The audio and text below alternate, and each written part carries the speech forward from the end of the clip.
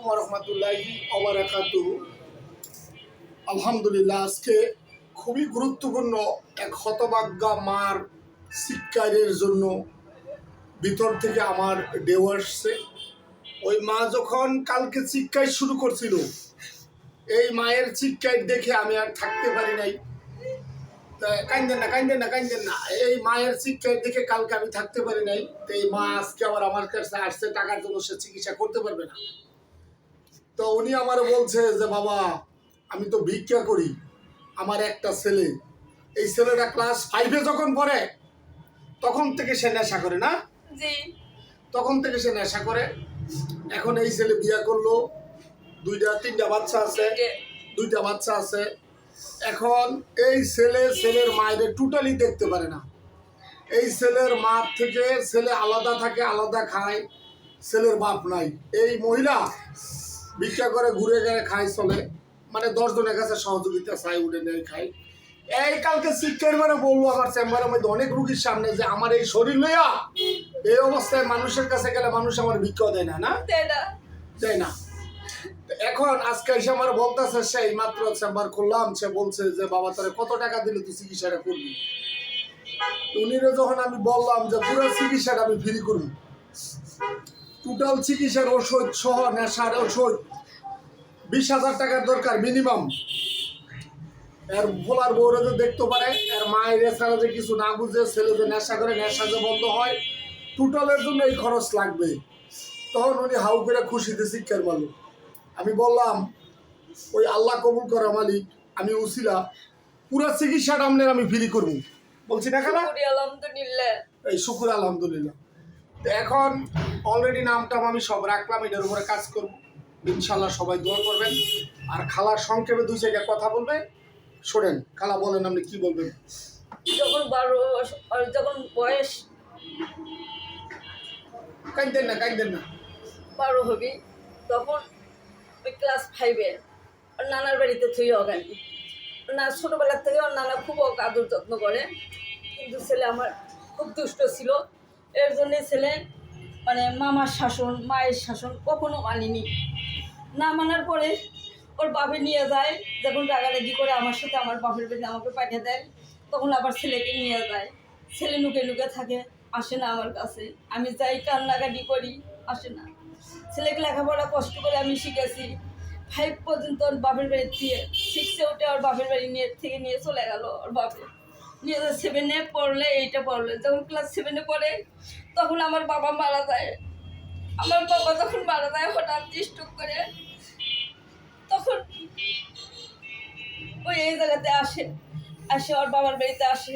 বাবার বাড়ি থেকে ক্লাস 6-7 পড়লো, ক্লাস 8-এ পড়ে তখন আমি ভর্তি করে দিলাম ওর খালার বাড়ি, কামালের পাড়া ইউনিয়নে ভর্তি করে দিলাম। তখন কামালের পাড়া ইউনিয়নে আমি ভর্তি করে দেই, দিয়ে ওর খালার বাড়িতে থেকে পড়াই, লেখাপড়ার খরচ ওর খালা চালায়। ম্যাট্রিক পাস করে আমি ম্যাট্রিক পাস করে ছেলে বাড়ি চলে আসে, বাড়ির থাকে, বাপের কথা মতো চলে। বাপু নেশা করে, মেয়ের নেশা করে, এইগুলো যখন বলি, ছেলের বাবু নেশা করে, ছেলেও নেশা করে। হ্যাঁ, তখন ওর বাবা আমাকে মারধর করে। একবার মারে পা ভেঙে দিয়েছিল হাসপাতালে। আমার বাবা অনেক চিকিৎসা করে আমাকে ভালো করছে। করার পরে সে ওখানে রাখলাম। মেট্রিক পাস করে ডিগ্রি আয়ে ভর্তি হলো। মেট্রিক পাস করার আগে ছেলে আমার বিয়ে করার জন্য প্রস্তুতি, আমি বিয়ে করাইনি। না করানোর জন্যে আলাদা করে দিল, আলাদা হলো দাদির মধ্যে থাকে। দাদি সহযোগিতা করে, বাপ সহযোগিতা করে। বাপ যা বলে, বাপ তার উপরে আমাকে টর্চারিং করে আমাকে মারধর করে। ওই ছেলের জন্য আমি অনেক মারধর খাসি, গায়ের রক্ত পর্যন্ত আমার পড়ে গেছে। তো আমি বলছি আমার ছেলে বলে তাকে আমি কাছে নিছি। যখন সে দেখলাম যে না আর পারলাম না ছেলের সাথে, আমি বাপের টাকা দেয়, আজকে মোবাইল কিনবার টাকা দেয়, আজকে আব্বা 5,000 নেকবি 5,000 টাকা দেয়, আজ 10,000 নেকবি 10,000 টাকা দেয়, আজ ল্যাপটপ কিনে দেয়, এটা কিনে দেয়, সব কিছু বাপে কিনে দেয়। দেওয়ার পরে বাপের কাছে দেখলো নেশা করে, তাহলে ক্লাস 5-এ পড়াতে ছোটবেলার থেকে তখন সিগারেট টানে ওই। তারপরে কি করলো, এখন সর্বশেষ কি অবস্থা শুনেন, তারপরে কি করলো, বিয়ে করলো। ও ছাড়াছাড়ি করে হলো আমার। তখন ও ঢাকায় চলে আসলো, আসার এই পরে ছেলের জন্য সারা ছেড়ে গেছে। তখন কি করলো, ঢাকায় চলে আসলো। ওর বাপ ঢাকায় থাকে, ঢাকার থেকে যাই হোক ওর বাপের সম্পর্ক করছে নি কি করছে আল্লাহ পাক জানবি, আমি জানি না। তখন ওর বাবা আমার কোনো খাওয়া খরচ দেয় না, 2টে সন্তান তখন আমার, একটা মারা গেছে আগেই, 2টে মেয়ে, ওই ছেলে আর মেয়েটা। তখন কি করলো, মেয়েটা আমার বাবুর বাড়িতে আমার ভাই আমাকে একটা চাকরি দিল, সেই ইউনিয়ন পরিষদে একটা চাকরি দিল, সেই চাকরিটা আমি করি। চাকরি করার পরে আমি চাকরি করে সন্তানকে পালি, ওর বাপুকে পালি, ওর বাপু টুকটাক করে খরচপাতি দেয়, দুজনে যাই হোক চলি। পরে আমি বললাম যে না, আর আমি পারবো না, তোমার সাথে আমি ঢাকায় যাবো। তখন ওর বাবা আমাকে ঢাকায় নিয়ে আসলো, ওটা কী করে কয়, মেঘনা, ঢাকা মেঘনায় নিয়ে গেল আমার। যখন আমাকে মেঘনায় নিয়ে গেল ওর বাপ, নিয়ে যে 1 মাস পরে আমার অবৈধ কথা বের করলো।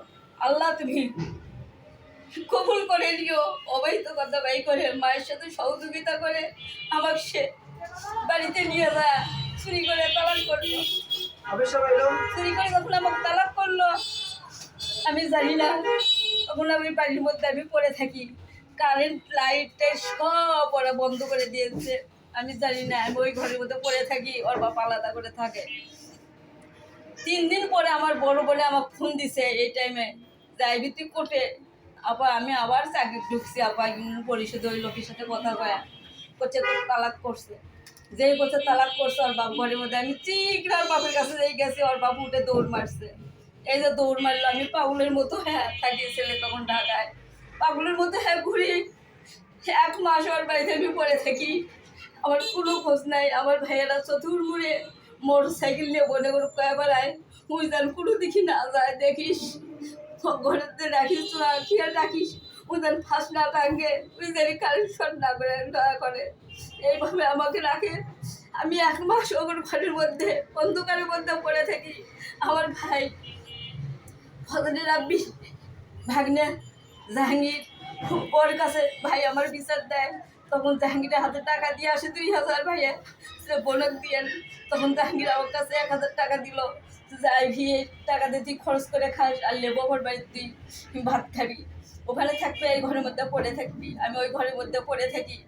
আমার একটা নন্দা ছিল ছোট, সেই তখন শুনলো ভাবিক ছেড়ে দিছে, ওই আমাকে নিয়ে কাজীখানাত গেল, যায় দেখ সত্যি আমাকে ছেড়ে দিছে। তখন আমি আসি ওই ঘরের মধ্যে, ভাবি এই ঘরের মধ্যে পড়ে থাকবেন, তখন আমি ওই ঘরের মধ্যে পড়ে থাকি। এটা 12 সালের ঘটনা, এটা 12 সালের ঘটনা। তারপরে আমি ওখানে পড়ে থাকার পরে 1 মাস পর ওর বাপ দাদির ঘর থাকে, আমি এই ঘর থেকে, আমার কোনো খাওয়া খরচ কিচ্ছু নাই। আমি শুধু যাতে তো বোনের বাড়ির দৌড়ে যাই, যাই 1 মুঠ ভাত হাতে খালাম না খালাম 1 গ্লাস পানি খাই, ওই ঘরের মধ্যে আমি এসে পড়ে থাকি। এই পড়ে থাকি 1 মাস পর ছেলে বিয়ে করছে কত সালে? ছেলে বিয়ে করছে কত সালে ওটা আমার খেয়াল নাই। তখন আমার ভাইয়েরা নিয়ে আসলো 1 মাস পর, সালিশ করে। ছেলে বলছে বাবা তুমি তোমার আম্মাকে নিয়ে থাকো, আমি তোমাকে সব কিছু, তোমার আম্মার ভরণ পোষণ, তোমার ভরণ পোষণ দেবো। ছেলে একটা কথা বলেনি, আর হলে মানুষ বলছে তোর আম্মাকে ছেড়ে দিছে কী করবি, ছেলে বলছে আম্মাকে ছেড়ে দিছে আমি কী করবো, করার কিছু নাই, আব্বার যা ভালো হচ্ছে তাই। একদিন গভীর রাত্রে এক বাড়িতে গেলাম, শুনলাম আমার ছেলে আমাকে ছেড়ে দেওয়া আছে। আমি বললাম ভাই তুমি বলে আমাকে ছেড়ে দেওয়া আছে। সে আমার সাথে অনেক রাগারাগি, বাবুকে রাগারাগি, জমি বেঁচেই মা ছেড়ে দেও এলেন রাগারাগি। আমি তাও করিনি, আমি ওই বোনের বাড়ির থেকে 1 মুঠ করে ভাত নিয়ে এসে পেটের মুখে তুলে দেয়, বাবা তুমি খাও, আমি তোমার মা, অসহায়। এইভাবে থেকে 1 মাস 30 দিন আমার ভাইয়েরা গেল, ওই কাজে নিয়ে আসলো, আমার নিয়ে আসে শালিশ বসালো, ম্যাডাম বলে দিল বেটা তুমি কিচ্ছু করে না, কিছু করলো না, বললো আমার বাবা জানে, আমি কিছুই জানি না। এদিকে দাদিরা রাতে রাতেও ফুসলে, তুই কি একটা কথা বলবো না, তোর বোন আছে, তোর বোনকে তুই নিয়ে নেবো। তখন বোনকে নিয়ে নেয়, বলে আমার কাছে থাকে। আমার ভাইয়েরা যা বিকাল 3টায় গেল, অনেক লম্বা কাহিনী এটা বলে শেষ করা নিয়ে যাবে এসে না, আমাকে রাখলো, আমাকে রাখতে এখানে বলে সমাপ্ত দিলাম। এর ছেলের যে চিকিৎসা আল্লাহ যদি করে আমি এটা করবো, টাকা পয়সা আপনার লাগবে না, আল্লাহর কাছে সাহায্য চাই না, দোয়া করবেন আপনি, আমি দ্রুত চিকিৎসার ব্যবস্থা নিতেছি ইনশাআল্লাহ। ঠিক আছে।